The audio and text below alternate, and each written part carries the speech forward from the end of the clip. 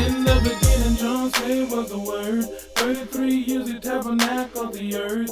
Healing the sick, raising the dead, sight to the blind. In the city of Canaan, turned water to wine. He did this. What is it that pushes your button? What is that one thing that somebody better not do if they don't want to see your ugly side? Whatever that one thing is also a tool for the devil to use to trip you up as you try to do what God would have you to do and to live a life that will be pleasing to God. It's called pushing your button. In this clip that I want you to take a look at, a boy by the name of Ben has been pushed.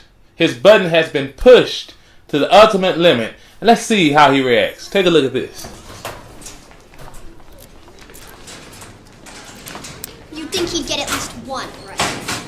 He got one right last time because he was trying to put down the wrong answer.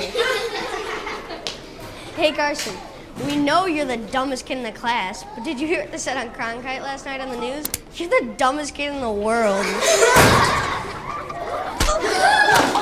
hit him! He hit him! Benny, how could this have been an accident? Well, it was almost an accident. I never would have hit him if I remembered I had the lock in my hand. It's mighty obvious that when they push on this young man's button, he lays a haymaker right slap dab in the middle of that boy's face. It looked like that hurt pretty bad. And as we watch it on the video, it's kind of funny and humorous to look at it. But what about when God is looking at us through the video of life? How many times can he look at the video and see you victorious in the similar situations of your own life? Similarly, Moses, the leader God chose to move his people from bondage in Egypt to the promised land, faced a button-pushing moment in Numbers chapter 20. In this chapter, these people who Moses is leading were complaining for water. They were complaining for everything, but specifically they were complaining for water in this text in Numbers chapter 20. And so Moses and Aaron go to God, as they should, for advice on what to do with these complaining people. God speaks and tells Moses to go to the rock and speak to the rock, and water will come from the rock. Simple instructions.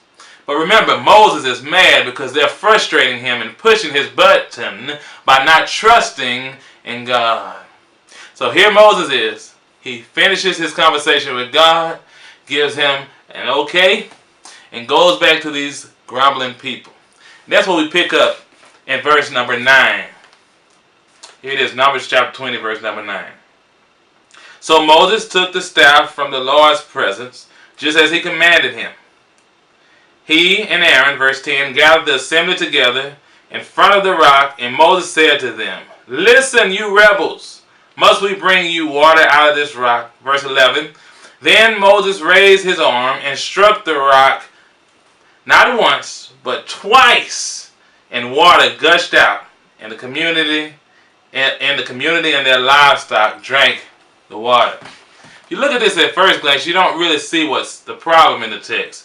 But if you look at what God said before, he says, speak to the rock and water will come. But Moses, out of frustration, hit the rock. And when nothing happened, he hit it again. Because he's frustrated and he forgot that quickly what God has said. And he didn't want to even wait for God to allow his method to work out for the people.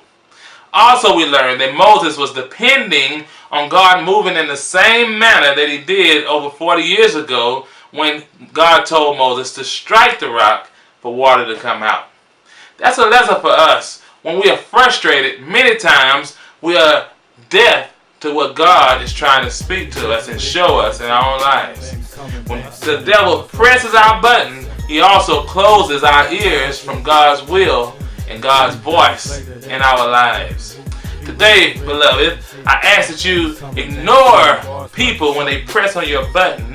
If you remember that video, how God is looking and watching how you react to the devil's schemes to trip you up. That's all our time for this week. Until next time, God bless. He did live, he did die. 3 days later, Jesus Christ did rise.